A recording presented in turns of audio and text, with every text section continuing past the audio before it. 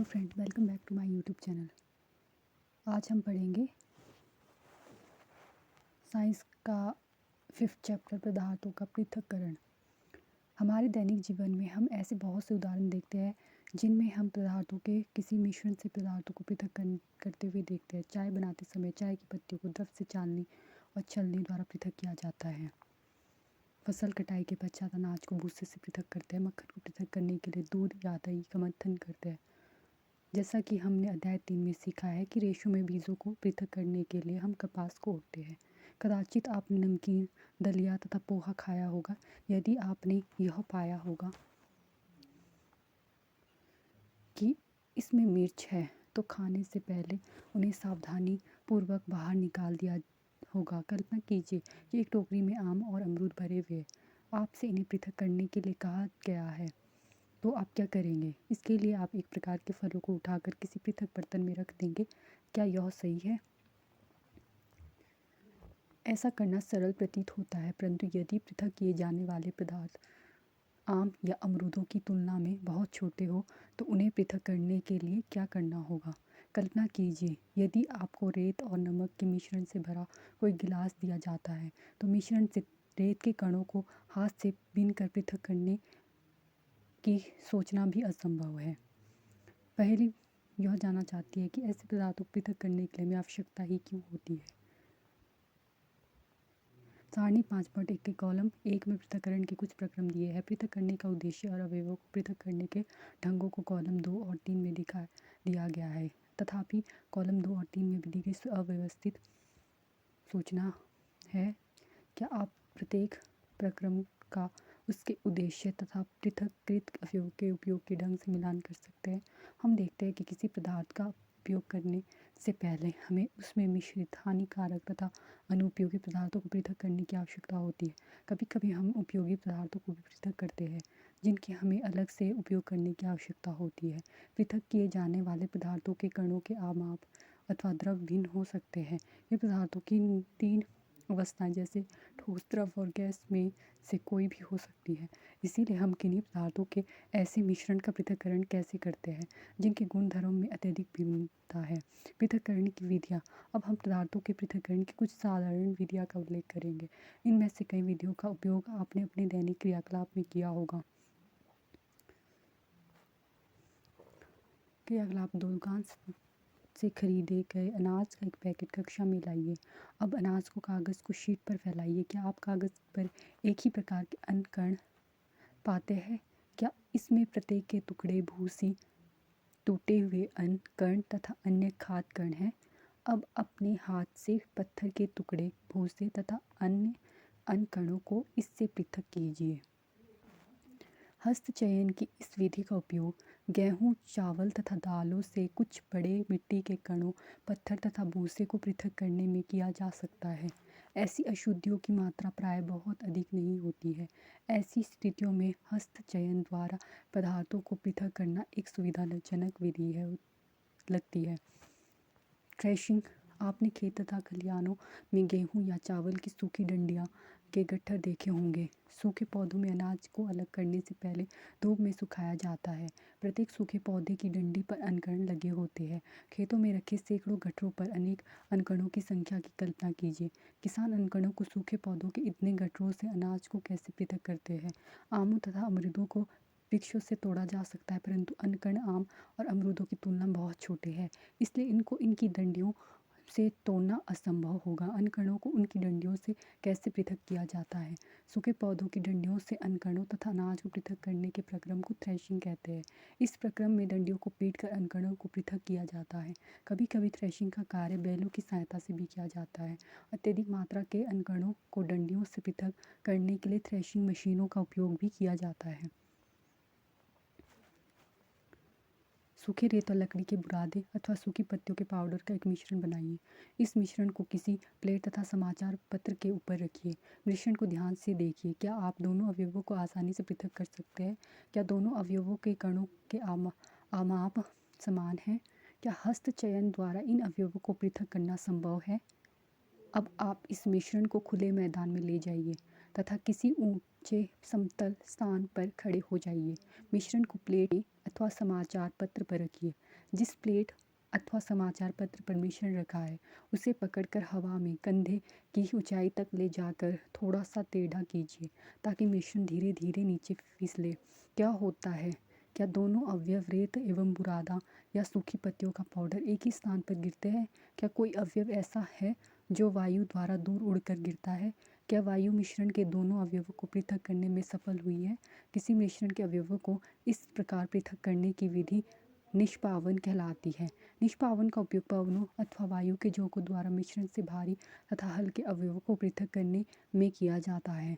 साधारणतः किसान इस विधि का उपयोग हल्के भूसे को भारी अनकणों से पृथक करने के लिए करते हैं।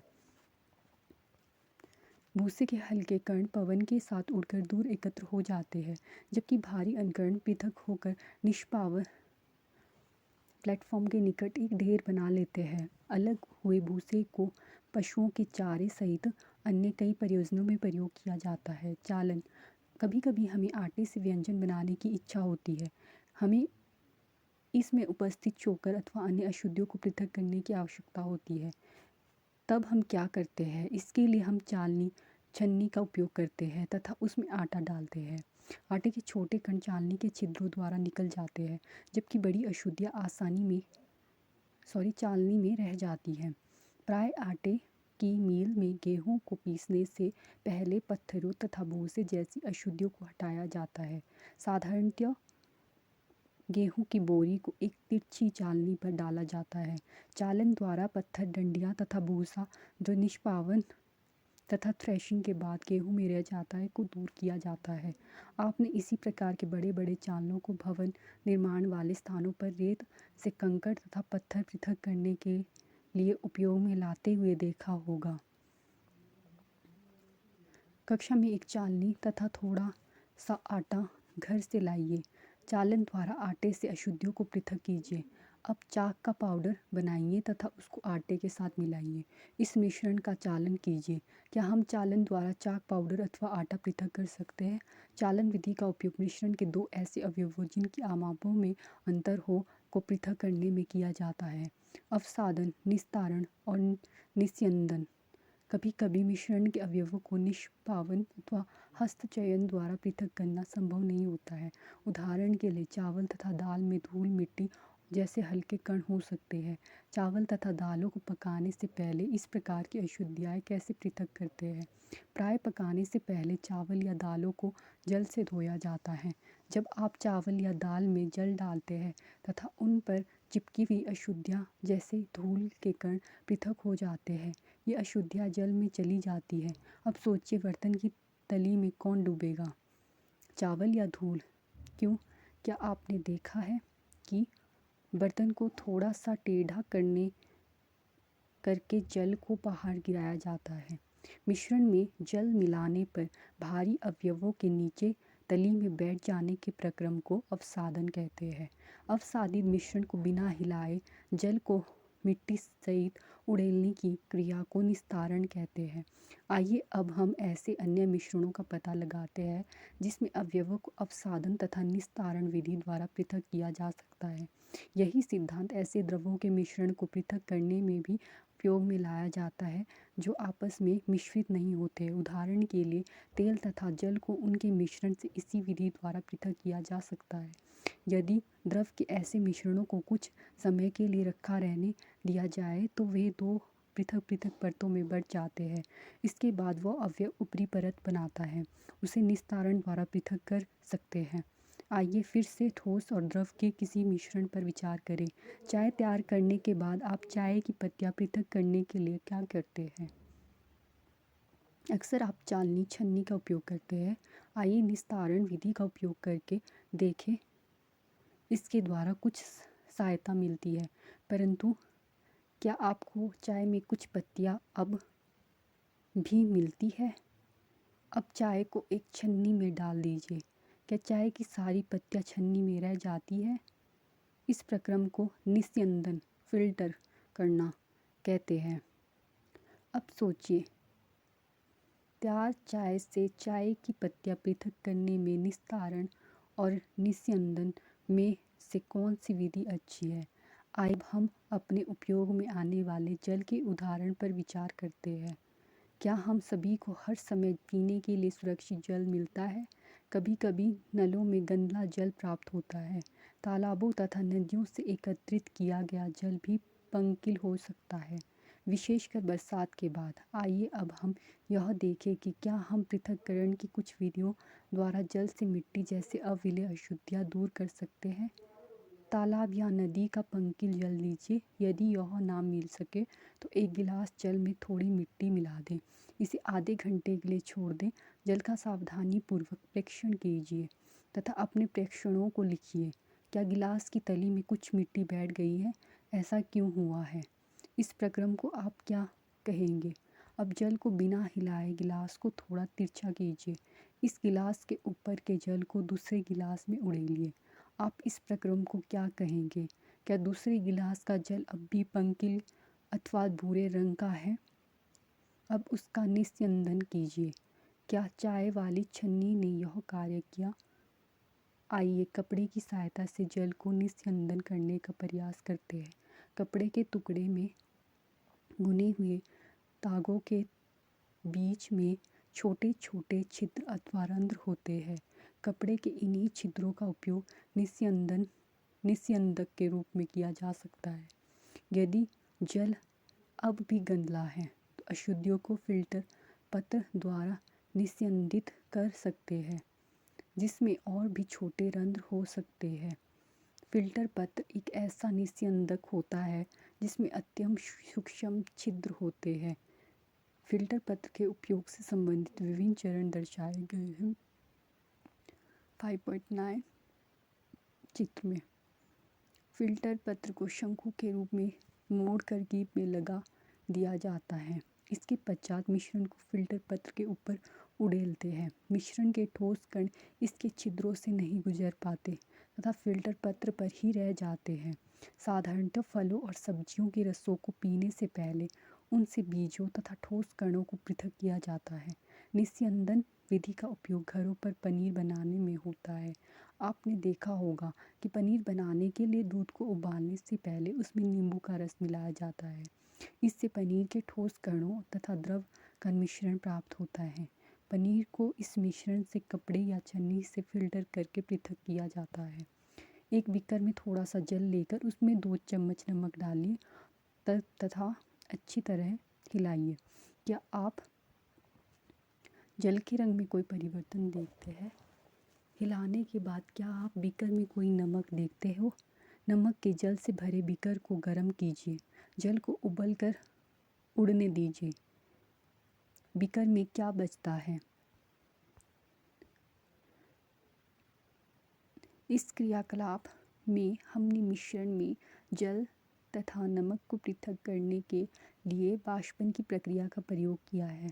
जल को उसके वाष्प में परिवर्तन करने की प्रक्रिया को वाष्पन कहते हैं। जहाँ पर जल होता है वाष्पन की प्रक्रिया निरंतर होती रहती है। आपके विचार से नमक कहाँ से आता है? समुद्र के जल में अत्यधिक मात्रा में लवण मिश्रित होते हैं। इन्हीं लवणों में से एक लवण साधारण नमक है। जब समुद्र के जल को बड़े बड़े उथले गड्ढों में भरकर छोड़ दिया जाता है तो सूर्य के प्रकाश से जल गर्म होकर वाष्पन द्वारा धीरे धीरे वाष्प में बदलने लगता है। कुछ समय बाद सारा जल वाष्पित हो जाता है तथा ठोस लवण नीचे बच जाते हैं। तत्पश्चात इन लवणों के मिश्रण का शोधन करके साधारण नमक प्राप्त किया जाता है। पृथक्करण की एक से अधिक विधियों का उपयोग। हमने पदार्थों को पृथक करने की कुछ विधियों के बारे में अध्ययन किया है। प्राय किसी मिश्रण में उपस्थित विभिन्न अवयवों को पृथक करने में केवल एक विधि का उपयोग पर्याप्त नहीं होता। ऐसी स्थिति में हमें एक से अधिक विधियों का उपयोग करने की आवश्यकता होती है। रेत और नमक का मिश्रण लीजिए। इसे आप ऐसे पृथक करेंगे। आप कैसे पृथक करेंगे? हमने पहले ही देखा है कि हस्तचयन विधि इसके पृथक्करण के लिए व्यवहारिक नहीं होगी। इस मिश्रण को बीकर में रखिए तथा इसमें कुछ जल मिलाइए। इसके बाद बीकर को कुछ समय के लिए एक और रख दीजिए। क्या आप यह देखते हैं कि रेत बीकर की तली में बैठ रहा है? इसे निस्तारण या निस्यंदन द्वारा पृथक कर सकते हैं। निस्तारित द्रव में क्या है? क्या आप सोचते हैं कि इस जल में वही नमक है जो कि आरंभ में मिश्रण में था? अब इस निस्तारित द्रव से नमक व जल को पृथक करना है। इस द्रव को किसी केतली में भरकर इसका ढक्कन बंद करिए। अब कुछ समय तक केतली को गर्म कीजिए। क्या आप केतली की टोंटी से भाप निकलती देखते हैं? एक धातु की प्लेट लीजिए जिस पर कुछ बर्फ रखी हो। प्लेट को केतली की टोंटी के ठीक ऊपर पकड़िए जैसा कि चित्र में दर्शाया गया है। अब क्या देखते हो? केतली के सारे जल को भाप में बदलने दीजिए। जब भाप बर्फ से ठंडी की गई प्लेट के संपर्क में आती है तो वह संघनित होकर द्रव जल बन जाती है। प्लेट के नीचे से बूंद बूंद होकर नीचे गिरने वाला यह जल संघनन द्वारा भाप बना है। जल वाष्प से उसकी द्रव अवस्था में परिवर्तित होने की प्रक्रिया को संघनन कहते हैं। क्या आपने कभी जिस पात्र में दूध को थोड़ी देर पहले उबाला गया था उस पर ढकी प्लेट पर संघनित जल की बूंदों को देखा है?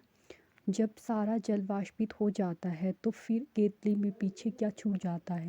इस प्रकार हमने मिश्रण से नमक, रेत तथा जल को निस्तारण, निस्यंदन, वाष्पन तथा संघन विधियों का प्रयोग कर सफलतापूर्वक पृथक किया है। पहेली को रेत से नमक की पुनः प्राप्ति की समस्या है। उसने नमक के संपूर्ण पैकेट को रेत की थोड़ी मात्रा में मिलाया था। फिर उसने क्रियाकलाप 7 में सुझाई गई विधि द्वारा नमक को पुनः प्राप्त करने का प्रयास किया, परंतु उसने यह पाया कि वह तो लिए गए नमक के केवल थोड़े भाग को ही पुनः प्राप्ति कर पाई है। उससे वहाँ कहाँ त्रुटि हुई होगी? क्या जल किसी पदार्थ की कितनी भी मात्रा को घोल सकता है? अध्याय 4 में हमने पाया कि कई पदार्थ जल में घुलकर विलयन बनाते हैं। तब हम उन पदार्थों को जल में विलेयी कहते हैं। यदि हम जल की मात्रा निश्चित रखकर उस पदार्थ की मात्रा निरंतर बढ़ाते जाएं तो क्या होगा? इस कार्य के लिए आपको एक बीकर तथा गिलास, एक चम्मच नमक तथा जल की आवश्यकता होगी। आधा कप जल बीकर में उड़ेलिए। 1 चम्मच नमक उसमें डालकर तब तक विलोड़ित कीजिए जब तक कि यह पूरी तरह से ना घुल जाए, जैसा कि चित्र 5.14 में दिखाया गया है। और फिर 1 चम्मच नमक डालिए और भली भांति विलोड़ित कीजिए। इसी प्रकार 1-1 चम्मच करके नमक मिलाते तथा विलोड़ित करते जाइए। कुछ चम्मच भर नमक मिलाने के बाद क्या आप यह पाते हैं कि कुछ अविलेयी नमक बच जाता है और बीकर की तली में बैठ जाता है? यदि हाँ, तो इसका अर्थ यह हुआ कि अब इस जल में अधिक नमक नहीं घुल सकता। अब यह विलयन संतृप्त विलयन कहलाता है। यहाँ एक संकेत है, तो यह बताता है कि उस समय संभवतः क्या गलत हुआ जब पहेली ने रेत में अधिक मात्रा में मिले नमक की पुनः प्राप्ति का प्रयास किया था। कदाचित नमक की मात्रा संतृप्त विलयन बनाने के लिए आवश्यक मात्रा से बहुत अधिक थी। अविलेयी नमक रेत के साथ मिला रह गया है, जिसे पुनः प्राप्त नहीं किया जा सका। वह अधिक मात्रा में जल का उपयोग करके अपनी समस्या हल कर सकती थी। कल्पना कीजिए कि उसके पास मिश्रण में सारे नमक को घोलने के लिए पर्याप्त मात्रा में जल नहीं है। क्या किसी अन्य उपाय द्वारा जल की उसी मात्रा में संतृप्त विलयन बनने से पूर्व पहले से अधिक नमक घोला जा सकता है? आइए हम पहेली की सहायता करने का प्रयास करें। बीकर में कुछ जल लीजिए तथा उसमें तब तक नमक मिलाइए जब तक कि इसमें और नमक ना घुले। इस प्रकार हमें नमक का जल में संतृप्त विलयन प्राप्त होता है। अब इस संतृप्त विलयन में कम मात्रा में नमक मिलाइए और इसे गर्म कीजिए। अब क्या पाते हैं? बीकर की तली वाले नमक का क्या हुआ? क्या अब यह घुल गया है? यदि हाँ, तो क्या इस विलयन को गर्म करने पर इसमें और अधिक नमक घोला जा सकता है?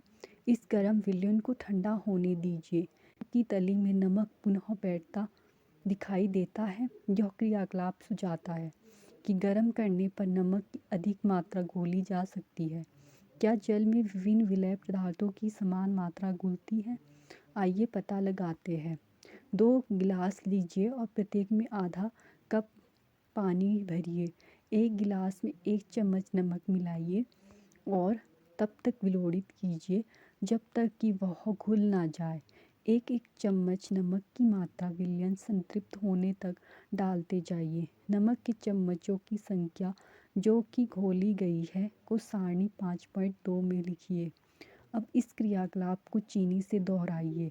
आप इसको जल में विलय अन्य पदार्थों से भी दोहरा सकते हैं। सारणी 5.2 से आप क्या जानकारी प्राप्त करते हैं? क्या आपने पाया कि जल विभिन्न पदार्थों की भिन्न भिन्न मात्रा को घोलता है? हमने पदार्थों के पृथक्करण की कुछ विधियों के विषय में चर्चा की है। इस अध्याय में प्रस्तुत पृथक्करण की विधियों का उपयोग विज्ञान प्रयोगशाला में भी किया जाता है। हमने यह भी सीखा कि पदार्थ को द्रव में घोलने से विलयन बनता है। यदि विलयन में और पदार्थ ना घुल सके तो यह संतृप्त विलयन कहलाता है। सारांश: हस्तचयन, निष्पावन, चालन, अवसादन, निस्तारण तथा निस्यंदन मिश्रणों में उसके अवयव के पृथक्करण की कुछ विधियाँ हैं। अनाज से भूसा और पदार्थों को हस्तचयन द्वारा पृथक किया जाता है। भूसा अनाज के भारी बीजों से निष्पावन विधि द्वारा पृथक किया जाता है। किसी मिट्टी के कणों की आमाप में अंतर का उपयोग चालन तथा निस्यंदन प्रक्रिया द्वारा पृथक्करण में किया जाता है। रेत और जल के मिश्रण में रेत के भारी कण तली में बैठ जाते हैं और निस्तारण की विधि द्वारा जल को पृथक किया जा सकता है। इस चैप्टर में जो इम्पोर्टेंट है वो है हस्तचयन विधि, जो गेहूँ, चावल, दालों से मिट्टी के कणों, पत्थर और भूसे को पृथक करने के लिए प्रयोग की जाती है। थ्रेशिंग: सूखे पौधों की डंडियों से कणों अथवा अनाज को पृथक करने के प्रक्रम को थ्रेशिंग कहा जाता है। निष्पावन: पवनों अथवा वायु के झोंकों द्वारा मिश्रण से भारी तथा हल्के अवयवों को पृथक करने की विधि को निष्पावन कहा जाता है। आटे से चोकर अथवा अन्य अशुद्धियाँ पृथक करने की आवश्यकता होती है तो चालनी का प्रयोग किया जाता है, उसे चालन विधि कहते हैं। कणों के आकार में अंतर होता है तब हम चालन विधि का प्रयोग करते हैं। अवसादन: मिश्रण में जल मिलाने पर भारी अवयव के नीचे तली में बैठ जाने के प्रक्रम को अवसादन कहते हैं। अवसादित मिश्रण को बिना हिलाए जल को मिट्टी सहित उड़ेलने की क्रिया को निस्तारण कहा जाता है। और निस्यंदन: फिल्टर करना, ठोस और द्रव को पृथक करने की प्रक्रिया। ठोस छोटे कण होते हैं जो चाय पत्ती को चाय से अलग करने की प्रक्रिया निस्यंदन द्वारा होती है। वाष्पन: जल को उसके वाष्प में परिवर्तन करने की प्रक्रिया को वाष्पन कहते हैं। संघनन: जल वाष्प से द्रव में परिवर्तन को संघनन। और विलयन: पदार्थों को जल में घोलते हैं जब उसको विलयन और संतृप्त विलयन। यदि विलयन में और पदार्थ ना घुल सके तो उसे संतृप्त विलयन कहा जाता है। इस चैप्टर में ये इम्पोर्टेंट था। Thank you.